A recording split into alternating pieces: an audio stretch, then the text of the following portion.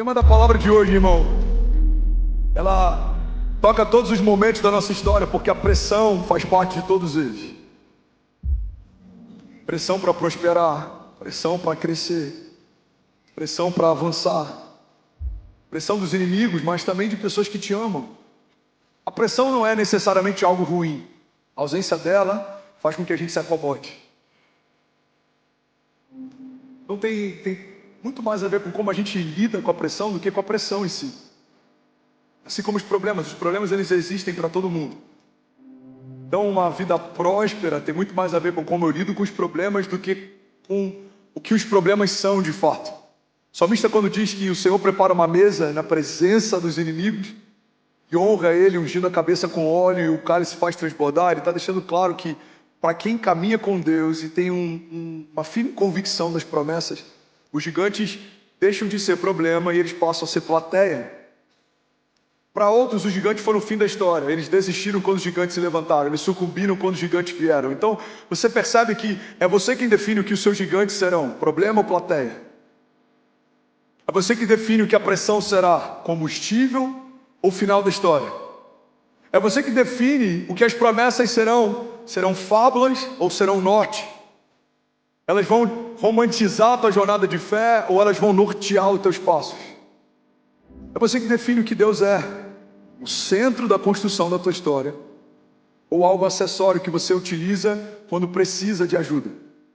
É você que define, irmão, tudo que é importante, se vai ser de fato prioritário ou secundário, se vai ser de fato indispensável ou acessório. E à medida que a gente define aquilo que a gente vai definir também que tipo de vida a gente vai ter. Você define que tipo de vozes você dá acesso, que tipo de pessoas você ouve conselhos, que tipo de lugares você busca a instrução. Você que define os combustíveis da tua jornada, você que define para onde vai. E isso é liberdade. É interessante porque, historicamente, quando os escravos foram libertos no Brasil, nesse período vergonhoso da nossa história, em que pessoas eram compradas e vendidas, a história diz que muitos escravos pediram para voltar para os seus senhores porque não sabiam como lidar com a liberdade. Saber lidar com a liberdade é algo importante, irmão, porque não é só sobre ser livre, é sobre se portar como alguém livre. Não, vou falar isso de novo e alguém vai pegar isso aqui. Não é só sobre ser filho, é sobre se portar como filho. Não é só sobre ter uma promessa, é sobre se portar como alguém que carrega uma promessa de Deus. Irmão, vamos ser sinceros, não é uma promessa de alguém, é uma promessa de Deus. Você precisa caminhar como alguém que carrega uma promessa de Deus. Você já ouviu aquela expressão, aquela mulher parece que está com um rei na barriga? Por que essa expressão é usada? Embora haja um sentido negativo, mas a ideia é que alguém que sabe que carrega um príncipe se porta de uma forma diferente.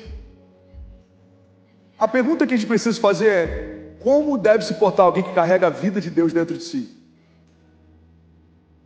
Como deve se portar alguém que carrega a promessa de Deus dentro de si? Como deve se portar alguém que carrega uma esperança viva dentro de si? A gente não tem desculpas, irmão, para dizer que a gente parou por causa da pressão. Todos os discípulos enfrentaram pressão. Alguns foram decapitados, alguns foram crucificados de cabeça para baixo, inclusive, porque não queriam ser crucificados como o seu mestre foi. O primeiro mártir foi apedrejado, a glória de Deus brilhava sobre a sua face. A igreja foi perseguida desde o princípio. Nero tentou criar uma indisposição social, tacou fogo em um bairro inteiro e colocou a culpa nos cristãos. Os cristãos foram empalados e foram envolvidos em cera para serem utilizados como luzes para iluminar as cidades à noite. Cristãos foram lançados em covas. Então a gente não pode usar a pressão como desculpa. A pressão que a gente enfrenta hoje é infinitamente menor do que a pressão que muitos cristãos enfrentaram um dia e enfrentam até hoje na janela das 40, em lugares perseguidos. Então a gente precisa entender que se tem gente que consegue se manter fiel com mais pressão do que o que a gente tem enfrentado, o problema não é a pressão. Faz sentido? O problema é a minha mentalidade, ou a forma como eu enxergo, é a forma como eu lido. Pressão sempre vai existir. Guarda isso, irmão. A pressão pode se tornar o teu combustível. Eu lembro de uma mensagem que eu preguei, uma série que eu preguei em Miami. Eu não lembro se eu cheguei a falar sobre isso aqui, em Alphaville, sobre grandeza. E um dos conselhos de sabedoria que eu dei é: cuidado com quem respeita demais os seus limites. Todo filho mimado teve um pai que respeitou demais os seus limites. Esse é o meu desafio como pai, que a gente ama tanto, que a gente quer poupá-los de coisas que a gente não foi poupado, mas talvez por isso a gente se tornou quem a gente se tornou. Lembra daquele ditado, aquele provérbio oriental? Tempos difíceis criam homens fortes. Homens fortes criam tempos fáceis. Tempos fáceis criam homens fracos. Por isso que muitos herdeiros perderam herança, porque eles foram ensinados a ser herdeiros, mas não foram ensinados a serem homens de governo. Então herdaram algo de alguém que governava, mas ninguém ensinou eles a governar. Então, irmão, a pressão, ela é importante. Cuidado com quem respeita demais os seus limites. Cuidado com quem sempre tenta te trazer para um lugar de conforto. A história não é feita em lugares confortáveis. A história do novo nascimento, da redenção, da nova aliança, a história da igreja, a história do evangelho, começa numa manjedoura, termina numa cruz, num lugar emprestado. E o verbo vivo, Filho de Deus, ele é sepultado no lugar emprestado. Ele enfrenta por 3 dias um período de ausência de vida, até que a voz do seu pai chama ele de volta da morte. Então o que a gente aprende com os evangelhos? O que a gente aprende com Deus? O que a gente aprende com a história de Jesus? É que a pressão sempre fez parte do ministério deles, mas a despeito da pressão, as promessas sempre se cumpriram. Levante suas mãos, declare isso comigo em nome de Jesus. Diga: a despeito da pressão, toda a promessa de Deus, diga, vai se cumprir.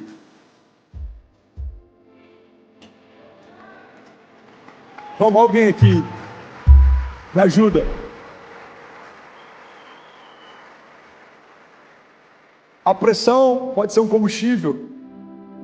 Se alguém já entrou no Fla-Flu, no Maracanã, na época em que tinha mais lugares do que tem hoje, você sabe muito bem do que eu estou falando. O Fla-Flu, irmão, é um patrimônio cultural do Brasil. Eu sei, aqui tem Corinthians e Palmeiras, mas nada se compara ao Fla-Flu. Tô brincando, mas é sério.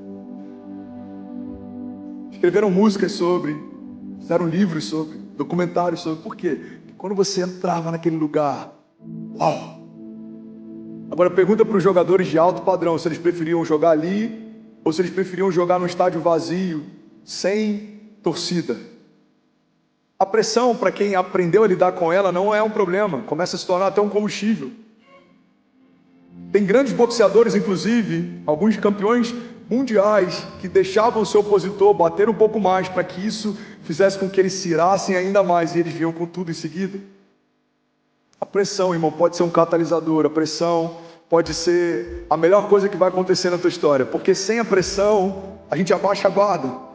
Eu aprendi algo com o antigo motorista do meu sogro, eu já compartilhei isso aqui, ele é militar, e várias vezes o meu sogro ficava quieto, ele achava estranho, porque ele ia fazer um atendimento, eu ia no hospital, e quando ele voltava, mesmo estando muito frio, ele deixava a janela aberta.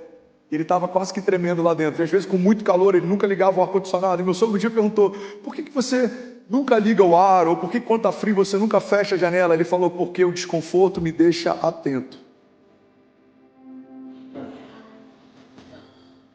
O desconforto te deixa atento. Por que Deus permite alguns gigantes? Porque os gigantes são passaporte para próximos níveis. Davi está indo entregar queijo para os seus irmãos, encontra o gigante. Agora toda a nação conhece o seu nome. Ele estava fazendo algo trivial, quando o gigante entra na história, ele começa a viver algo extraordinário, fora do comum. Os gigantes tiram a gente desse lugar de normalidade e levam a gente para um lugar de sobrenaturalidade. Eu não sei se isso existe, mas se não existir, foi criado agora, ok? Os gigantes, eles têm esse potencial. Poucas coisas nos ativam tanto quanto uma perseguição, uma crise, um problema. Vamos ser sinceros, alguns dos períodos em que a tua fé mais prosperou foram períodos que você mais viveu desconforto. Como diz a Kezinha, a fé prospera no desconforto. A viúva viu o óleo escorrer dos céus. Pedro viu os seus pés caminhando sobre as águas. Daniel viu leões jejuando na presença dele mesmo tendo fome. Mesaque, Sadraque e Abednego viram fogo aquecido várias vezes mais não os queimar. Por que eles viram isso? Não é porque Deus tirou a pressão, é porque Deus estava com eles.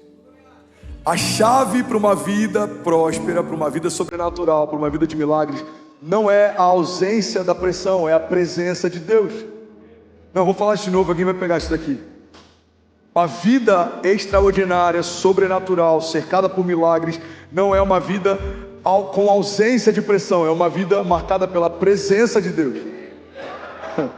Se Deus está presente, algo de Deus vai acontecer, independente de todo o restante que possa estar presente também. Irmão, guarda isso, na equação dos céus é mais ou menos assim. Se você tem problema e não tem Deus, você tem problemas. Se você tem uma doença e não tem Deus, você tem uma doença. Se você tem perseguidores e não tem Deus, você tem uma perseguição. Mas quando Deus entra nessa equação, todo o restante se torna indiferente. Se você tem um problema, mas tem Deus, Deus está com você. Se você tem uma doença, mas tem Deus, Deus está com você. Se você tem uma perseguição, mas tem Deus, Deus está com você. E fundamentalmente, a ideia de que o Deus que pode todas as coisas está comigo deve ser suficiente. A presença de Deus é suficiente. Pastor, mas os inimigos são muitos. Ele continua sendo suficiente. Mas os tempos são difíceis. Ele continua sendo suficiente. Porque qual seria o sentido de Deus ser poderoso quando os tempos são fáceis? Deus não é Deus quando os tempos são bons. Deus é Deus em todo o tempo. Alguém comigo aqui? Que Deus é esse, irmão, que só faz sentido ser quem é quando as coisas são favoráveis. Ele não precisa de tempos favoráveis. Ele torna momentos de crise em momentos favoráveis. A água começa a brotar no meio do lugar árido. Em alguns momentos o povo tinha que tocar para que a água saísse, em outros apenas falavam com a rocha para que ela obedecesse. Irmão, que Deus é esse que cria oásis em meio a períodos de seca, que mantém folhas verdes mesmo em períodos de caos? Que Deus é esse que faz você prosperar independente das circunstâncias? Que Deus é esse que faz a gente ter paz, mesmo que ande por um vale de sombra e morte? Que Deus é esse que nos dá proteção, mesmo que 1000 caiam ao nosso lado e 10.000 à nossa direita? Irmão, é o Deus que a gente serve, é o Deus Todo-Poderoso, é o Deus que pode todas as coisas. E se Ele está com você, a pressão não é mais um problema, a pressão se tornou agora um combustível. Você precisa entender que o inferno está tentando parar você. Isso não é uma má notícia. O problema seria se o inferno estivesse tentando patrocinar você. Se o seu projeto é patrocinado pelo inferno, sim, você tem um problema. Mas se o projeto que Deus te deu tem sido retaliado pelo inferno, não, você não tem um problema. Você está no lugar que você deveria estar. Deus é quem te move, Deus te sustenta, Deus te guarda. E o inferno, irmão, manda ele reclamar com quem te chamou. Irmão, quem te chamou te sustenta. Quem te prometeu te garante. Alguém comigo aqui? Aleluia. Aleluia. Vamos colocar alguns pingos nos is. Inferno contra você, tá tudo bem, nada mudou. Inferno a favor de você, uau, você precisa de Jesus urgente. Quando o seu maior opositor te apoia, você tem um grande problema. Quando o seu maior opositor te odeia, nada mudou, nada de novo. O inferno odeia você, o inferno odeia suas promessas, o inferno odeia sua família. E está tudo bem, porque Deus ama você. Deus te deu promessas, Deus sustenta a tua família. Você já deve ter ouvido aquele ditado que o problema não é o que falam de mim, mas quem fala de mim. Então a questão, irmão, você tem que entender, não é se odeiam as tuas promessas ou se tem tentado parar você. A questão é quem tem tentado parar você. É o inferno? Tá tudo bem. Tá tudo bem. Seremos opositores até o fim.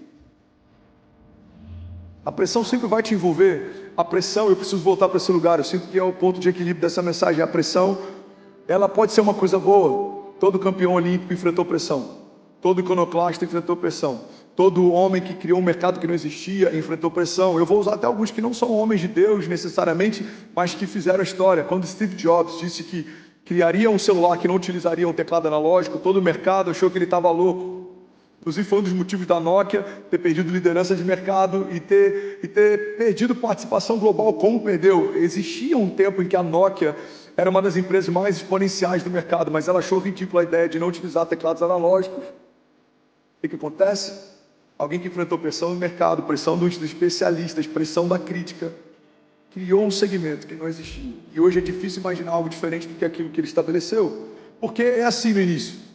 Todo visionário, todo homem que está debaixo de uma visão, todo homem que está construindo algo que Deus pediu para construir, toda pessoa que está fazendo algo que é fora da curva, fora do comum, ele enfrenta pressão. E é nesse lugar que muita gente sucumbe, porque para buscar a aprovação, ao invés de se mover debaixo de uma visão. Irmão, se a aprovação é o que te move, a rejeição é o que te para. Se você está esperando pessoas torcerem por você, você sempre vai ter uma boa desculpa para dizer por que parou. Não me veem, não me enxergam, não acreditam, não confiam, não investem. Não, irmão, Deus te viu, Deus te enxergou, Deus investiu em você, Deus prometeu algo para você, Deus confiou em você. Então não depende mais do lugar, não depende nem da tua liderança. Pastor, mas o meu líder de GC não me enxerga. Irmão, quem chamou o seu líder de GC para estar onde ele está foi o Deus que te chamou para viver o que ele chamou. Então para de esperar que homens te vejam quando o próprio Deus já te viu. É só questão de tempo. Se você permanecer e não duvidar, se você avançar e não recuar, vai se cumprir o que Deus disse que aconteceria. Alguém comigo aqui, diga amém. Aleluia. Aleluia. Pressão é algo bom. Eu confesso que alguns dos momentos de menor frutificação da minha vida e menor performance do meu ministério são momentos de menor pressão. Eu percebi há um mês atrás uma onda de pressão voltando.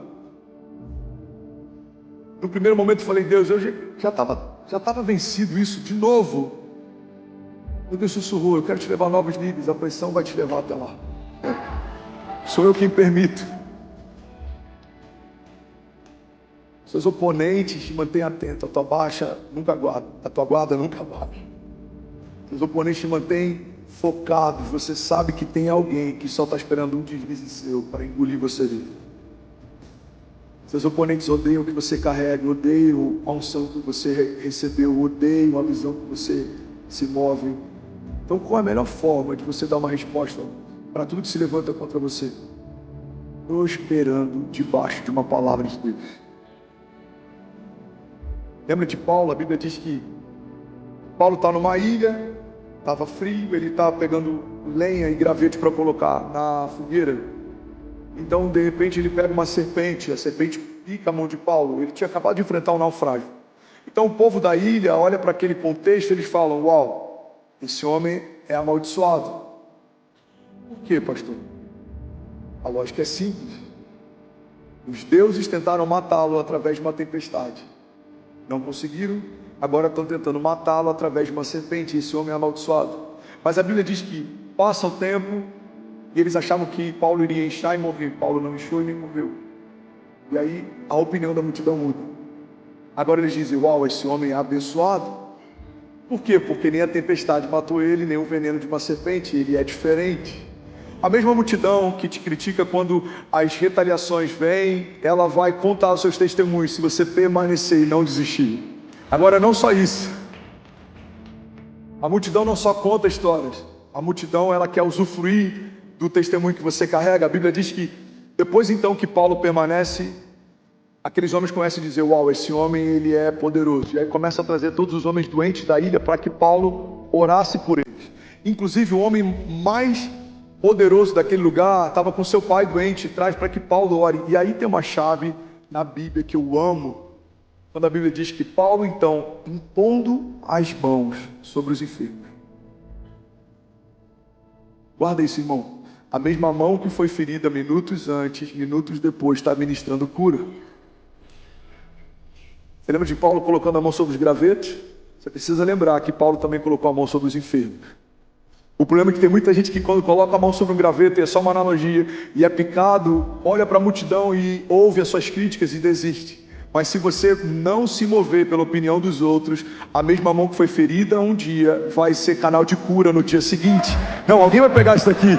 Nos lugares que o inferno tentou te parar, é nesse lugar que Deus vai usar você. Toda ferida fechada se torna um ministério aberto. Então, como Deus entrega novas patentes àqueles que Ele chamou, quando você enfrenta novas batalhas, toda área que você foi testado, você é aprovado. Toda área que você foi testado, você é promovido. Onde fazemos bons marinheiros em meio a grandes tempestades. Onde fazemos grandes homens de Deus? Em meio a campos de batalha. E os campos de batalha, irmão, como já diria Joyce Meyer, eles não são só campos de batalha naturais. Existem campos de batalha na mente. Sua mente todos os dias tem sido bombardeada para você esquecer do que Deus te disse e colocar a sua atenção naquilo que os outros dizem. Para você tirar os seus olhos daquilo que a promessa aponta e você começar a buscar sinais em meio às circunstâncias ao teu redor. Irmão, a gente tem que escolher se a gente vai se mover por como as coisas estão ou se a gente vai se mover por uma palavra que Deus nos deu. Os tempos são difíceis, Deus continua sendo bom. Os tempos são maus, Deus continua sendo bom. Os meus inimigos querem me parar, Deus continua sendo bom. A questão não é como as coisas estão, a questão é Deus continua sendo bom. A sua misericórdia dura para sempre. O Senhor é por nós. Quem será contra nós? Agindo Deus em nosso favor. Vamos, igreja, declara com autoridade. Então é sobre esse tipo de resiliência que a fé nos convida a ter. É como se a gente não ouvisse o que está sendo falado lá fora, porque existe uma voz falando bem alto dentro de você. Você é o meu filho amado em quem eu tenho o meu prazer, eu tenho promessas de vida eterna para você. Não olha para a direita e nem para a esquerda, continua olhando para mim. Eu sou o autor e consumador da tua fé. Eu sou o caminho, a verdade e a vida. Em mim tudo subsiste, tudo que você precisa de um toque meu. Eu satisfaço você, eu preencho todo o vazio, eu cesso toda a dor, eu cesso toda a tempestade. Eu sou aquele que o vento e o mar obedecem. Alguém está comigo aqui? Diga eu creio. Diga que para suportar a pressão, eu preciso de mais de Deus. Irmão, você não precisa de menos pressão, você precisa de mais de Deus. Você não precisa de menos pressão, você precisa de mais presença. Você não precisa de menos pressão, você precisa de mais autoridade. Você não precisa de menos pressão, você precisa de mais lugar secreto. Você não precisa de menos pressão, não. Você precisa de mais profundidade na palavra. Você não precisa de menos pressão, você precisa de mais palavra revelada. É interessante que normalmente a nossa mente pede para que a pressão diminua, quando a mentalidade do céu pede para que as realidades dos céus aumentem. A oração do Pai Nosso é pautada nisso: seja feita a tua vontade, assim na terra como no céu. Ou seja, a despeito das realidades que me cercam, eu preciso trazer à existência as realidades dos céus para que elas me movam. Não há falta no céu, não vai ter falta na minha casa também. Não há crise no céu, eu não aceito crise na minha mentalidade também. Não há escassez no céu, eu não aceito escassez na minha despensa também. Não há doenças nos céus, eu não aceito doenças na minha casa também. Irmão, alguém crê que Deus é suficiente aqui? Diga eu creio. Diga com autoridade, diga eu creio que o meu Deus supre toda falta. Diga, tudo que falta em mim escorre dele. Por isso hoje eu declaro para o céu ouvir, para a terra ouvir e para todo o inferno ouvir. Diga, a despeito das pressões, eu e a minha casa serviremos ao Senhor. Avançaremos em fé, romperemos em fé, prosperaremos no dia mau. Diga, andaremos sobre as águas e viveremos ainda esse ano o maior romper da nossa história, em nome de Jesus. Você pode celebrar Jesus no seu lugar. Aleluia, aleluia, aleluia. Pastor, mas os dias são difíceis. Deixa eu te dar uma boa notícia. É o melhor período para semear. Você tá falando aquilo que os economistas dizem, que a gente tem que comprar ao som dos tambores e vender ao som dos violinos. Não. Eu não estou falando de mercado financeiro, eu estou falando de reino de Deus. O melhor momento para semear são os momentos difíceis. Eu vou te provar na Bíblia isso. Gênesis 26, 12. A Bíblia diz assim: e semeou Isaque naquela mesma terra e colheu naquele mesmo ano, sem medidas, porque o Senhor o abençoava. Irmão, pega isso aqui. Em Gênesis 26, 1, a Bíblia diz que a terra era seca, o lugar era árido. O que a Bíblia está dizendo para a gente é que Se a gente for falar sobre biologia, não fazia sentido semear naquele lugar. Se a gente for falar sobre discernir os tempos, talvez não seria o melhor momento para semear. Mas a Bíblia diz que, debaixo de uma palavra, de uma firme convicção, Isaac semeou no tempo da seca e numa terra árida. O tempo era ruim e a terra era estéril. Mas a Bíblia também diz que, naquele mesmo ano, Isaac colheu 100 vezes mais do que tudo que foi semeado. O que a Bíblia está ensinando para a gente a partir dessa história de Isaac? Quem semeia com Deus não depende do tempo nem do lugar que está semeando. Você pode estar semeando no lugar que ninguém quer semear, você pode estar fazendo aquilo que ninguém quer fazer, mas se Deus te diz para fazer, faça. Por quê? Porque é Ele quem garante a colheita. Olha o que Salmos diz: feliz é o homem que teme ao Senhor, será bem sucedido e próspero em tudo que faz. Ele será como uma árvore plantada junto ao ribeiro das águas, e mesmo no tempo da seca, as suas folhas permanecem verdes. E dá o fruto certo, no tempo certo. O que a Bíblia está dizendo é que quando estamos firmados em Deus, Deus se tornou a fonte que a gente precisa. Então, por mais que os tempos sejam secos, a gente tem toda a fonte que a gente precisa. Por mais que os tempos sejam áridos, a gente tem toda a fonte que a gente precisa. Irmão, me explica como que José, no período de maior caos, ele assumiu o maior governo. Me explica como que Jesus, no seu momento de menor popularidade, viveu o ápice do seu ministério. Olha que interessante. Jesus começa a crescer em popularidade. A Bíblia diz que os testemunhos iam se espalhando pelas cidades, então pessoas vinham de lugares distantes para ouvi-lo falar.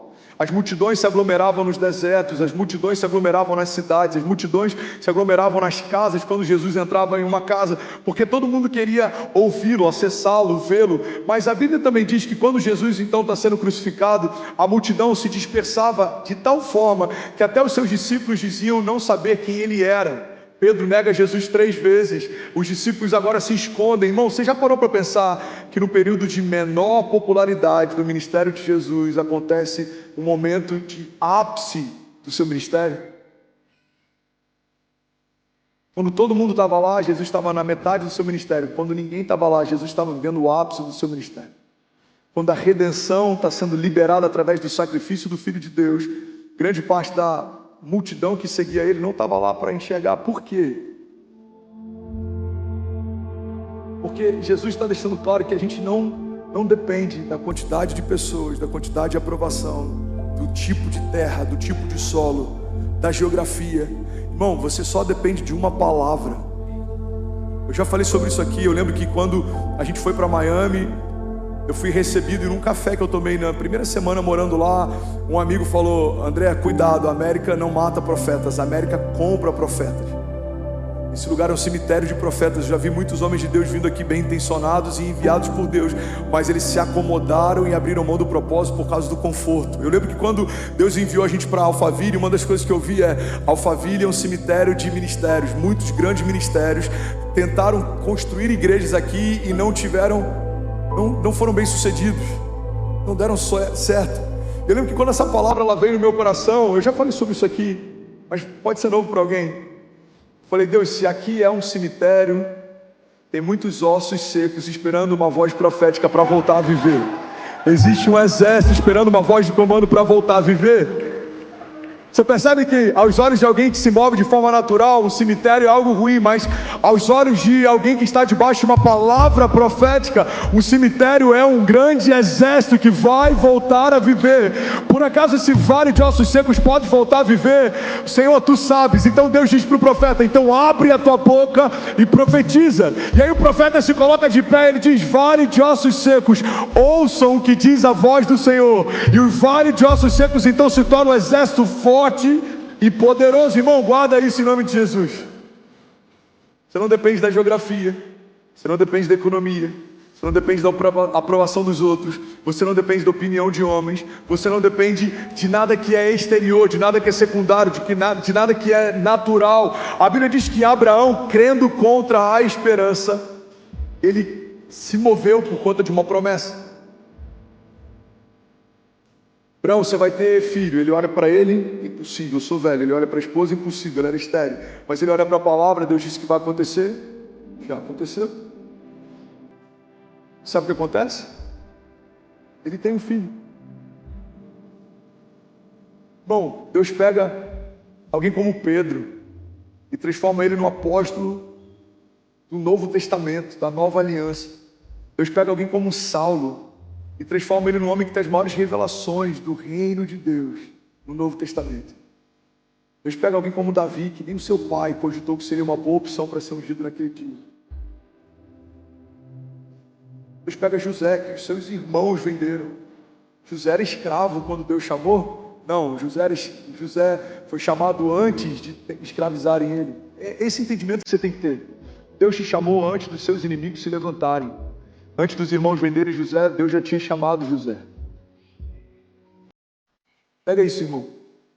Antes dos leões serem colocados naquela cova, Deus já tinha chamado Daniel.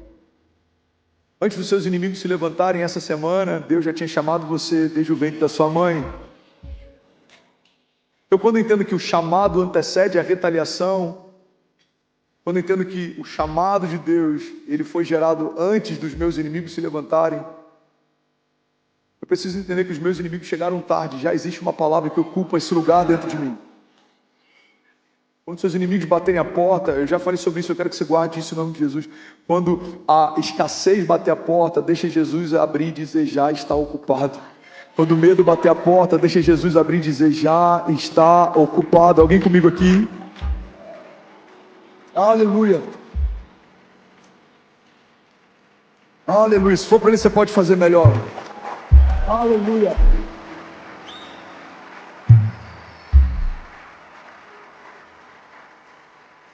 Isaías 61:1 diz, o Espírito do Senhor soberano está sobre mim, pois o Senhor me ungiu para levar as boas novas aos pobres.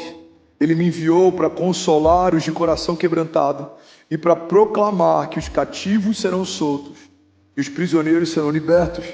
Ele me enviou para dizer aos que choram que é chegado o tempo do favor do Senhor e o dia da ira de Deus contra os seus inimigos. A todos que choram em Sião, ele dará uma bela coroa em vez de cinzas e uma alegre bênção em vez de lamento. Louvores festivos no lugar de desespero, e em sua justiça serão como grandes carvalhos que o Senhor plantou para a sua glória. Versículo 6. Vocês serão chamados de sacerdotes do Senhor, ministros do nosso Deus. Das riquezas das nações se alimentarão e se orgulharão de possuírem os tesouros delas. Em lugar de vergonha e desonra, desfrutarão de uma porção de dupla honra. Terão prosperidade em dobro na sua terra e alegria sem fim. Alguém pode dizer glória a Deus por isso? O que a Bíblia está ensinando para a gente a partir da história de Isaac?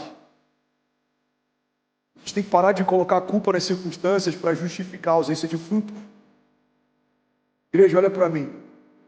Não é por conta dos seus inimigos que você não está frutificando. A responsabilidade não é deles, é sua. Não é por conta da economia que você não está prosperando. A responsabilidade não é da economia, a responsabilidade é sua. Não é por conta dos dias maus que você não está tendo paz. A paz que excede todo entendimento começa quando eu abro mão do direito de entender. Você percebe que a gente não pode dar desculpa porque as circunstâncias estão assim, que eu estou assim. Não. Você não vai se mover a partir de como as coisas estão. As coisas vão se moldar a partir daquilo que você é. Quando Jesus ele caminha sobre a terra, havia uma cultura. Para os judeus era proibido você tocar em algo morto, porque se você tocasse em algo morto, você se tornava impuro. E é por isso que num cortejo fúnebre, os sacerdotes eles iam metros de distância e eles jamais tocavam em algo que estava morto. Mas Jesus muda essa dinâmica. Jesus estabelece uma nova realidade. Você precisa acessar isso, irmão. Alguém está comigo? Diga amém. A dinâmica antes de Jesus era, se eu toco no que está impuro, eu me torno impuro. A dinâmica depois de Jesus é, se eu toco em algo que está impuro, aquilo que eu toquei se torna aquilo que eu sou. O que acontece quando o autor da vida tocava em algo que estava morto?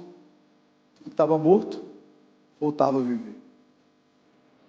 O que acontecia quando o autor da vida tocava em alguém que estava doente? Aquele que estava doente recebia a cura. O que acontece quando o autor da vida toca em alguém que está enfrentando falta? O que falta é suprido. Ou alguém que está carente, toda carência é saciada. Alguém que está com medo, todo medo é lançado fora. Então, irmão, quando a gente tem acesso à fonte que preenche todo o vazio, não tem mais desculpa para a gente dizer que por causa das circunstâncias a gente não prospera, a gente não cresce, a gente não dorme, a gente não tem paz, a gente não caminha em vida. Por quê? Porque não tem mais a ver com como as coisas estão, tem a ver com como você está. Os dias são maus, Deus é bom. Os dias são de caos, você tem a paz que excede todo entendimento. Os dias são de falta, você tem acesso ao dono de todo o ouro e de toda a prata, ao Jeová Jireh, o Deus da provisão. Então, como suportar a pressão? Olhando menos para como as coisas estão e olhando mais para quem Ele é. Uau, 10 mil famílias online agora, você pode celebrar. Você tem noção que se tiver 2 pessoas por casa, tem mais de 20 mil pessoas online agora de manhã? Não, de verdade, alguém pode celebrar o que Jesus está fazendo aqui? Aleluia! Aleluia! Então vamos para a vida de Jesus. Como Jesus lidava com portas fechadas. Isaías 53 diz assim: Ele era desprezado e o mais rejeitado entre os homens, homem de dores e experimentado nos trabalhos, e como um de quem os homens escondiam o rosto. Ele era desprezado e não fizemos dele caso algum. Sabe o que é interessante? Não parou por causa disso. Jesus era desprezado, mas ele não parou por causa disso. Jesus, ele era rejeitado, mas ele não parou por causa disso. Irmão, olha para mim, a sua rejeição não é desculpa para você parar. Aquilo que os outros falam a seu respeito não é desculpa para você parar. As coisas que se levantam contra você não é desculpa para você parar, porque nunca teve a ver só com eles, tem a ver com Jesus. Se Jesus está no barco, vai ficar tudo bem. Se Jesus é o centro da tua história, vai ficar tudo bem. Se o sangue de Jesus é o que te cobre, vai ficar tudo bem. Se a presença de Jesus é o que te move, vai ficar tudo bem. Não é sobre as circunstâncias. Segundo as Reis, capítulo 13, versículo 14, tem uma história que eu amo, eu quero compartilhar com você. Eliseu estava sofrendo, diz a senhora, Eliseu estava sofrendo da doença da qual ele morreria. Então Jeoás, o rei de Israel, foi visitá-lo e, curvado sobre ele, chorou gritando: meu pai, tu és como os carros e os cavaleiros de Israel. E Eliseu então lhe disse: traga um arco e algumas flechas. E assim o rei fez. Então pegue o arco em suas mãos, disse ele ao rei de Israel. E quando pegou, Eliseu pôs as suas mãos sobre as mãos do rei e lhe disse para abrir a janela que dava para o leste e atirar. O rei o fez. Então Eliseu declarou: esta é a flecha da vitória do Senhor, a flecha da vitória sobre a Síria. Você destruirá totalmente os arameus em Afec. Em seguida, Eliseu mandou o rei pegar as flechas e golpear o chão. E ele golpeou o chão por 3 vezes e parou. Bom, pega isso aqui, você está comigo? Qual que é o contexto? O profeta está morrendo, o rei está desesperado.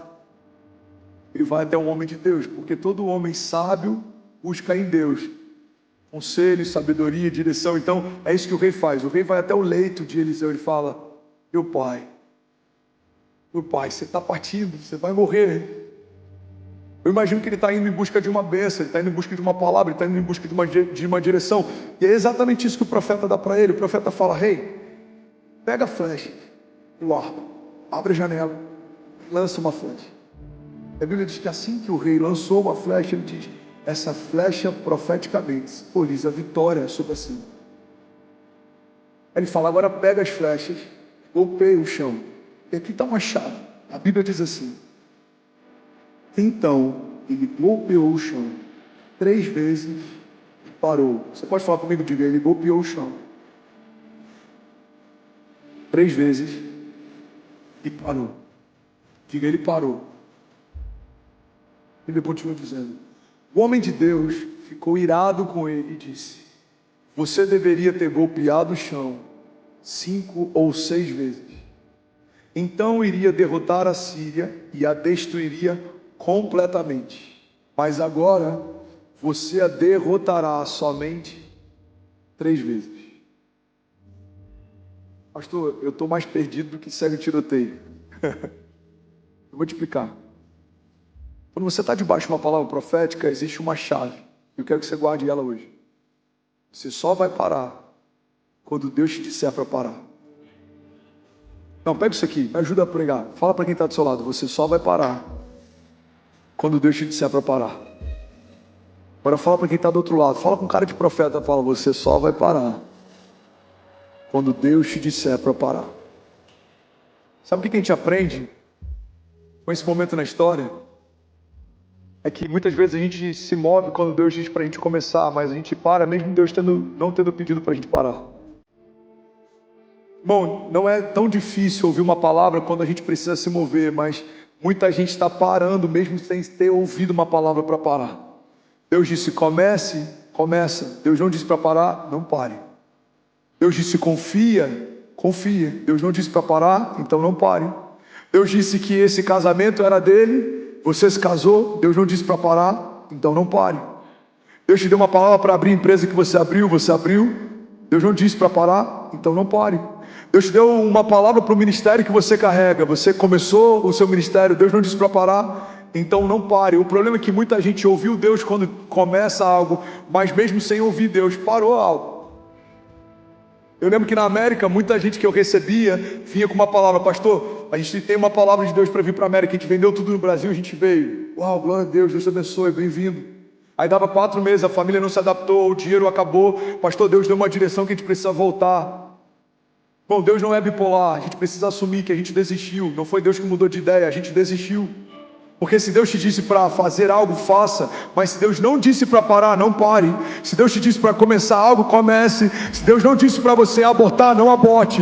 Se Deus te disse para se lançar em algo, irmão, se lance. Se Deus não te disse para voltar atrás, então não volte. Não é difícil. No reino de Deus é basicamente assim. Deus disse para fazer algo, faça. Deus não disse para fazer nada, não faça nada. Se Ele disse para correr, corra. Se Ele disse para andar antes, se Ele disse para voar, voe. Mas se Ele não disse para parar, não pare, não pare, não desista, não retroceda, não se compare, não olhe para o lado, não desanime, não busque aprovação, não espere que outros te vejam como Ele te vê, não pare. Deus me deu uma palavra para Alphaville, estou debaixo dessa palavra. Enquanto não acontecer, não vamos desanimar. Enquanto não se cumprir, nós não vamos recuar. Mas os outros dizem, tanto faz o que eles dizem. Deus disse algo primeiro. Mas os outros pensam, tanto faz o que eles pensam. Eu tenho pensamentos de Deus que falaram comigo primeiro. Irmão, existe uma palavra que te move. Alguém está comigo, diga amém. Só pare se Ele disser para parar. Diante dos ataques, irmão, você precisa decidir. O que te reveste? Quais são suas armaduras? O que te protege, o que te guarda? Qual é o teu refúgio? Isso é uma decisão, você sabia? Você precisa decidir todos os dias. Quando você sai de casa, você precisa decidir. O Senhor é a minha armadura, Ele me guarda. O Senhor é o meu bom pastor, de nada eu terei falta. O Senhor me justifica, o Senhor me guia, o Senhor tem algo para mim nessa semana, o Senhor tem pensamentos de paz e não de mal. 1 João 5,4 diz, o que é nascido de Deus vence o mundo, e essa é a vitória que vence o mundo, a nossa fé. Agora tem um princípio básico, eu vou finalizar aqui. Alguém recebeu algo de Deus nessa manhã? De verdade. Louvor pode subir, pega isso aqui, irmão.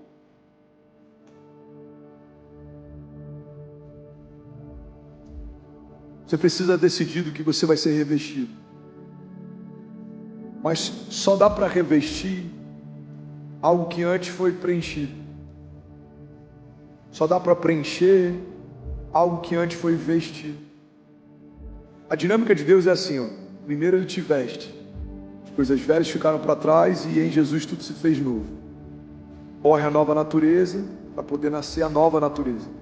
Morre o velho para poder nascer o novo. Então a nossa natureza pecaminosa ela é deixada de lado e você é redimido. Então, primeiro você é vestido. Com o que eu sou vestido, pastor? Você é vestido com a natureza de Deus. Aquele que não cometeu pecado se fez pecado para que nós fôssemos feitos justiça de Deus. Você foi vestido com a justiça de Deus, você foi vestido com o sangue de Jesus, você foi vestido com uma nova natureza, você foi vestido com uma nova aliança. Alguém comigo aqui? Esse é o momento que os carismáticos celebram. Tem algum carismático aqui? Tem algum pastor aqui? Tem algum intercessor aqui? Tem alguém do staff aqui? Tem algum voluntário aqui? Alguém? Então você foi vestido. Mas o Evangelho não diz respeito só à morte do novo, o Evangelho diz também respeito ao preenchimento, a morte do velho, mas também ao preenchimento do novo. Não diz respeito só a você não ter o que você tinha, mas diz respeito a você carregar algo que você nunca carregou. Então você é vestido de uma nova natureza, mas agora você também é preenchido com a vida de Deus. Mas sai uma mentalidade de morte, entra uma mentalidade de vida, sai uma mentalidade de escassez, entra uma mentalidade de abundância, aí sai pensamentos de morte, sai pensamentos de mal, começa a entrar pensamentos de vida, pensamentos de paz, aí sai uma mentalidade da terra, começa a entrar uma mentalidade dos céus. Alguém comigo aqui? Aí sai toda a força do seu braço, começa a entrar favor e graça, aí agora sai todo o mau testemunho, começa a entrar novos testemunhos, milagres, sinais, maravilhas. Então você não só foi vestido com as vestes de Deus, mas você agora foi preenchido com as realidades dos céus. E aí acontece a terceira etapa. Aquilo que foi vestido um dia, preenchido um dia, agora é revestido. O que é o revestimento de poder? São as armaduras de Deus. Efésios 6. Vocês precisam se revestir com as armaduras de Deus para permanecer firmes no dia mau. Porque certamente o dia mau ele vem, certamente as pressões elas vêm, certamente o inimigo se levanta, certamente as dúvidas elas vão tentar nos abater, certamente as opiniões vão tentar nos parar, mas o quão revestido você está, o quão firmado você está, o quão encoraçado você está, irmão, você precisa colocar o capacete. Porque muitos dados vão tentar afetar a sua mentalidade, a sua visão. Você precisa colocar a couraça da justiça, porque muitas coisas vão tentar setar o teu coração, vão tentar parar os seus órgãos vitais. Você precisa estar calçado, porque tem lugares que você vai andar que eles são cheios de espinhos. Tem lugares que você vai andar que eles vão tentar parar você, ferir teus pés, cansar você.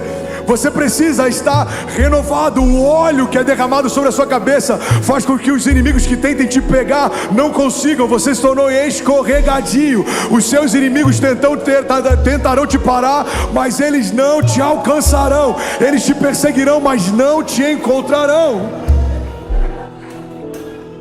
A Bíblia diz: revesti-vos, pois, de toda a armadura de Deus, para poder permanecer firmes no dia mau. A gente tem que se revestir, irmão. Como que eu me revisto, pastor? Ouvindo uma palavra no domingo? Não, a palavra ela gera vida, ela te abençoa, ela te inspira. Mas tem mais do que ouvir uma palavra. Tem a ver com a gente mergulhar na palavra. Deus é a palavra. A palavra não contém Deus, a palavra é Deus. Você precisa se encher da vida de Deus, se encher da palavra de Deus. Você precisa se revestir das armaduras de Deus. Você precisa beber das fontes de Deus. Você precisa estar tão cheio, irmão, que quando as pressões vierem tentar te parar, não tem espaço vazio dentro de você, já foi preenchido. Quando as mentiras baterem a porta, a verdade de Deus já preencheu você. Quando os inimigos tentarem parar você, você vai olhar para eles e vai lembrar: maior o que está em mim do que tudo que se levanta ao meu redor. Aleluia. Então levante suas mãos, declare com autoridade, diga: eu preciso ser revestido da palavra. Diga: tudo que eu preciso está em Deus. Salmos 37:3 diz: confie no Senhor e faça o bem, assim você desfrutará na terra de segurança. Deleite-se no Senhor e Ele atenderá aos desejos do seu coração. Entregue os teus caminhos ao Senhor, confie nele e Ele agirá. E Ele deixará claro como a alvorada que você é justo, e como o sol do meio-dia que você é inocente. Então descanse no Senhor e aguarde por Ele com paciência. Salmos 34:4 diz: busquei o Senhor e Ele me respondeu, livrou-me de todos os meus temores. Porque os que olham para Ele estão radiantes de alegria, os seus rostos jamais mostrarão decepção. Esse pobre homem clamou e o Senhor ouviu e o libertou de todas as suas tribulações. Porque porque o anjo do Senhor é sentinela ao redor daqueles que o temem e os livra. Então provem e vejam que o Senhor é bom. Como é feliz o homem que nele se refugia. Temam o Senhor, vocês que são seus santos, pois nada falta àqueles que o temem. Alguém pode dizer glória a Deus por isso? Então fica de pé no seu lugar. 2 Coríntios 4,16 diz: por isso nós nunca desistimos. Ainda que o nosso exterior esteja morrendo, o nosso interior está sendo renovado a cada dia. Pois as aflições pequenas e momentâneas que agora enfrentamos produzem para nós uma glória que pesa mais do que todas elas e durará para sempre. Portanto, não olhamos para aquilo que agora podemos ver. Em vez disso, fixamos o nosso olhar naquilo que não se pode ver. Pois as coisas que agora vemos logo passarão, mas aquelas que nós não vemos durarão para sempre. Alguém pode dizer glória a Deus por isso? Hebreus 10:36, vocês precisam perseverar, de modo que quando tiverem feito a vontade de Deus, recebam aquilo que Deus prometeu. Salmos 27:14 diz: espere no Senhor, seja forte, coragem, espere no Senhor. Levante suas mãos, feche seus olhos. Salmos 9:9 diz: o Senhor é refúgio para os oprimidos, uma torre segura na hora da adversidade. Os que conhecem o seu nome confiam em ti, pois tu, Senhor, jamais abandona aqueles que te buscam. Salmos 16:8 diz: eu sempre tenho o Senhor adiante de mim, com ele à minha direita eu não serei abalado. Josué 1:9 diz: não fui eu que lhe ordenei, seja forte e corajoso, não se apavore nem desanime, pois o Senhor, o seu Deus, estará com você por onde você andar. Alguém pode dizer glória a Deus por isso? Bem, você acabou agora de assistir um vídeo. Se você ainda não está inscrito, já se inscreve também no nosso canal, ativa esse sininho aqui embaixo de notificação, e toda vez que eu fizer uma live ou estiver transmitindo uma mensagem ao vivo, você vai ser um dos primeiros a saber. Mas eu deixei mais 2 indicações aqui que eu espero que façam muito sentido para você. Então já aproveita e clica para assistir a próxima mensagem, beleza? Seja bem-vindo ao time de incendiários e eu espero de verdade que essas mensagens mudem a sua vida como elas têm mudado a minha também. Até a próxima. Valeu.